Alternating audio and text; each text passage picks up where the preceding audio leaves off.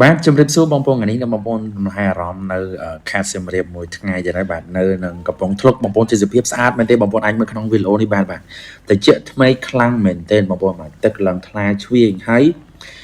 ដើមឈើគេហ្នឹងគឺខៀវហើយសោះស្រាយខ្លាំងមែនទេសម្រាប់ឲ្យថាយើងស្មុគស្មាញឬក៏ stress បាទអញ្ចឹងបងប្អូនអាចទៅលេងនៅកំពង់ធ្លុកបានហើយចម្ងាយពីសៀមរាបមកហ្នឹងគឺប្រហែលជា10គីឡូជាងបាទអានេះគឺកន្លែងគេទិញសបុតបងប្អូនបាទហ្នឹងហើយហើយផ្លូវគឺកស៊ូស្រួលបងប្អូនអត់មានដីហុយដោយការពីមុនទេបាទឥឡូវនេះគឺផ្លូវកស៊ូដល់កន្លែងផែលក់សបុតតែម្ដងបាទហើយលក់សបុតហ្នឹងគឺលក់បិទកន្លែងចោះទូតែម្ដងនេះកន្លែងនេះគឺកន្លែង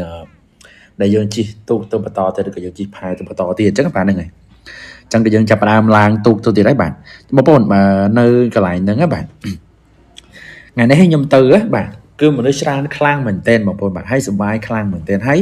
យបងប្អូនដឹងអត់ថាមនុស្សច្រើនហ្នឹងអត់សូវមានខ្មែរទេតែមនុស្សច្រើនហើយអ្វីបើខ្ញុំនិយាយថាមនុស្សច្រើនគឺមនុស្សច្រើនមែនទេបងប្អូនបាទគឺដោយសារជនជាតិបងប្អូនបាទអត់សូវមានខ្មែរទេខ្ញុំតាមតែខ្ញុំមើលហ្នឹងគឺខ្មែរ10%ទេបងប្អូនបាទតែជនជាតិគឺចូល90%តំណងមានទាំងចិនកូរ៉េហើយនិងបារាំងជាពិសេសគឺបារាំងតែម្ដងបាទហើយគឺច្រើនមែនទេហើយទៅតែខ្ញុំជិះទៅមក1ម៉ោងជាងបងប្អូនបាទប្រហែលជាទូកចាញ់រាប់រយគ្រឿងបាទនេះបាទនេះបងប្អូនអាចមើលក្នុងវីដេអូបាទគឺច្រើនមែនទេបាទទូកចាញ់ចូលបាទគឺមានន័យថានៅនឹងទេសភាពស្អាតហើ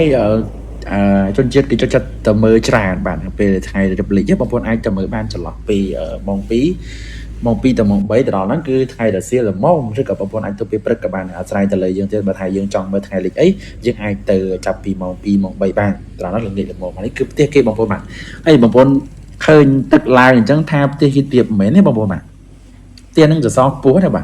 ទបើសិនជាបងប្អូនទៅខេត្តប្រាំងបានដឹងខ្ញុំទៅពី3ដងកន្លែងហ្នឹងបាទបើសិនជាបងប្អូនទៅខេត្តប្រាំងបាទអានេះគឺមានវត្តទៀតនៅហ្នឹងបងប្អូនបាទមានទាំងវត្តមានទាំងសាលារៀនមានទាំងបណ្ដុះសុខភាពមានទាំងប៉ុស្តិ៍ប៉ូលីសបាទហើយមានទាំងឆ្មាំផងដែរបាទអញ្ចឹងគឺមានទាំងអស់សពគ្រប់បែបយ៉ាងហើយមានទាំងតូបមានការ៉ាសាទៀតបាទដូចជាឃើញមានដែរបាទតែខ្ញុំអត់បានថតចូលបាទ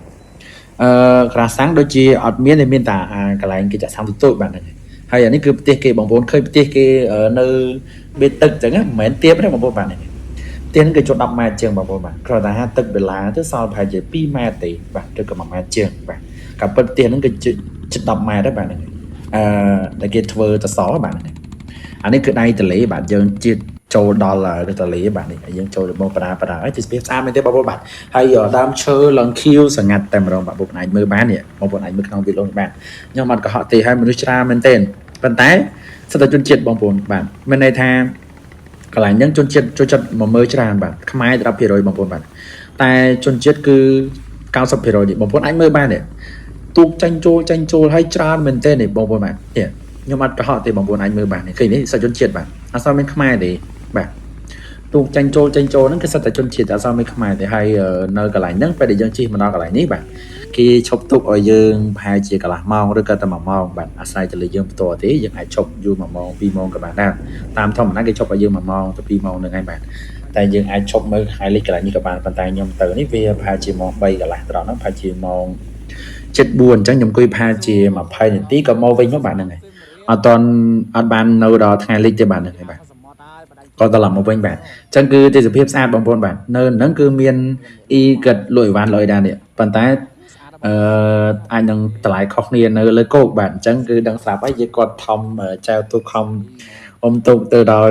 ់តលីហើយគាត់លក់តម្លៃអាចនឹងខុសគ្នាតែអាហ្នឹងគឺជារឿងធម្មតាកន្លែងទេសចរបាទហ្នឹងអញ្ចឹងបងប្អូនអាចមកលេងសៀមរាបឬក៏ទៅលេងសៀមរាបកុំភ្លេចទៅលេងនៅកំពង់ធ្លុកផងបងប្អូនដែលទៅចាប់ពីខែ11ឬក៏បងប្អូនអាចទៅចាប់ពីខែ10កន្លះក៏បានដែរបាទខែ10កន្លះហ្នឹងគឺទឹកវាស្អាតទឹកវានៅនឹងហើយទឹកថ្លាហើយស្អាតបាទទេសភាពខៀវសង្ងាត់បងប្អូនអាចមើលបានហ្នឹងគឺខ្ញុំចាប់ផ្ដើមត្រឡប់មកវិញបាទប្រហែលជាម៉ោង4ជាងបាទចាប់ផ្ដើមត្រឡប់មកវិញហើយបាទហើយគេមានកន្លែងលក់បាយម្ហូបគឺមានច្រើនមែនទែនមានកន្លែងនេះគឺកន្លែងគេមើលកពើមើលអីបាទប៉ុន្តែខ្ញុំអត់បានចូលចតបាទដោយសារតែយើងយកអីវ៉ាន់ទៅញ៉ាំច្រើនតែអញ្ចឹងគឺឆ្អាតតែអញ្ចឹងគឺអត់បានចូលចុះកន្លែងញ៉ាំអីទេបាទអញ្ចឹងគឺទៅមើលរួចក៏មកវិញលំហែកក្បាលគឺស្រស់ស្រាយខ្លាំងមែនទេបងប្អូនអាចមើលបាននេះគឺតាមផ្លូវស្ដាប់ទូមកនេះបងប្អូនអាចមើលបាននេះឃើញទេបាទគឺរដាប់ច្រើនមែនទេមានន័យថាភ្ញៀវទេសចរនឹងគឺបោះហូហៀតែម្ដងប៉ុន្តែអត់សូវមានខ្មែរទេមានខ្មែរ10%តែជនជាតិគឺច្រើនមែនទេបងប្អូនអាចមើលបាននេះឃើញទេបាទគឺម្នាក់ទូកប៉ុណ្ណាជីតែ2នាក់ក៏មានតែជនជាតិទេបាទអត់ស្រស់ស្រាយលើទេហើយ ហើយអ្នកខ្លះក៏នេះអានេះការ៉េឬក៏ចិននេះបាទអត់ខ្មែរអត់មែនខ្មែរបងប្អូនដែលខ្ញុំថតហ្នឹងបាទខ្ញុំចង់និយាយថាខ្មែរ10តែ10%ស៊ឺតែ10%ផងបាទខ្ញុំទៅនេះខ្មែរតែប្រហែលឡានទេហត់ពីនោះសាច់ជនជាតិបងប្អូនអាចមើលបានហើយនេះគឺកន្លែងគេលក់របស់បុរាណបាទហើយមានដូចជាច្រើនមែនទេបងប្អូនអាចទិញធ្វើជាអនុស្សាវរីយ៍បានមានទាំងក្បាលក្រពើពិតបងប្អូនបាទខ្ញុំមិនមែនក្បាលក្រពើខ្លាំងៗទេកន្លែងគេលក់នេះគេថាក្បាលក្រពើមែនទេណាដែលគេធ្វើឲ្យគេយកមកលក់បាទនេះកន្លែងនេះបងប្អូនអាចនេះក្បាលក្រពើមែនទេបាទបាទ TNW ជាប្រភេទអាហារបងប្អូនជាប្រភេទវីតាមីនតម្លើងគីឡូបាទព្យាបាលបញ្ហាសុខភាពបើយើងទូទៅផ្ទាល់តំណងវាជួយបងប្អូនហូបបាយបានគេងលក់ស្រួលធ្វើការទៅមិនហំមិនបាក់កម្លាំងកែបញ្ហាក្តៅក្នុងក្តៅខ្លួនក្តៅសាច់ដុំមុំទាំងប្រើបានទាំងប្រុសទាំងស្រីបាទបងប្អូនចង់ញ៉ាំដើម្បីឡើងគីឡូក៏បានញ៉ាំដើម្បីព្យាបាលបញ្ហាចង្អុលកាពីពោះវៀនភើជូរក៏បានដូចគ្នាតំណងបងប្អូនចាប់អារម្មណ៍ឆាតមកឥឡូវនេះយើងមានប្រូម៉ូសិនពិសេសជូននឹងការថែមជូនពិសេសផងដែលមានលក់ទាំងនៅខ្មែរថៃកូរ៉េជប៉ុនម៉ាឡេស្រាប់តែម្ដងបាទទាំង5ប្រទេសស្រេចមិនយល់មិនតន់ឡាញ់ណា